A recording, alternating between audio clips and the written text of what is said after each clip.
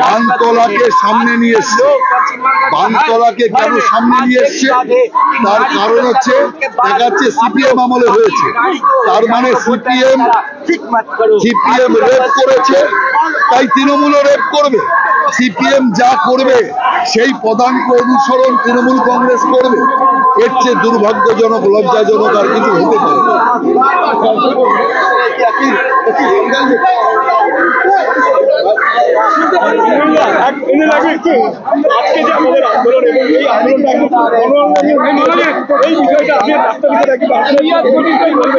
স্বাস্থ্যমন্ত্রী, পুলিশ মন্ত্রী হিসাবে যদি নাম্বার দেওয়া হয়, তাইলে অন্যান্য মন্ত্রীরা যদিও 1-2 নাম্বার পায়, মুখ্যমন্ত্রী পাবে মাইনাস।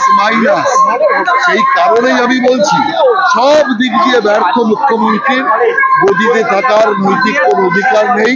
সেই কারণে মুখ্যমন্ত্রীর পদত্যাগ দাবি করছে।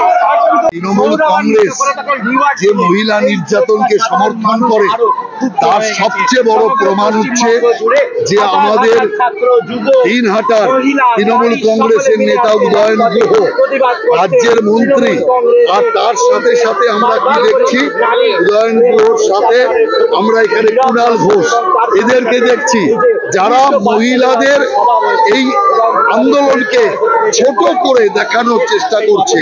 তার মানেটা কি দাঁড়ালো? তার মানে এটা দাঁড়ালো এরা ঘুরে ফিরে মহিলা অত্যাচারকে সমর্থন করছে। তৃণমূল মহিলা অত্যাচারকারী এবং তাদেরকে নিয়েই তৃণমূল চলছে। এখন মহিলাদের অপমান করে টাকা দিয়ে, অর্থাৎ ঘুষ দিয়ে মুখ্যমন্ত্রী মহিলাদের মন পেতে চলেছে। অতএব আমি মনে করি লক্ষ্মীর ভান্ডার হোক, কন্যাশ্রী হোক, এই সমস্ত বিনিময়ে মা বোনের চরিত্র হননের কাজ যেটা তৃণমূল কংগ্রেস করছে আর মমতা ব্যানার্জি তাকে সমর্থন করছে, আমরা এর তীব্র নিন্দা করছি এবং অবিলম্বে মমতা ব্যানার্জির পদত্যাগ দাবি করছি। তার কারণ তার ক্ষমতা নেই আর রাজ্যের মহিলাদের রক্ষা করা, রাজ্য চালানোর ক্ষমতা নেই। রাজ্যটা আজকে উগ্রপন্থী, ডাকাত এবং মহিলা অত্যাচারকারীদের হাতের মুঠায় চলে এসছে।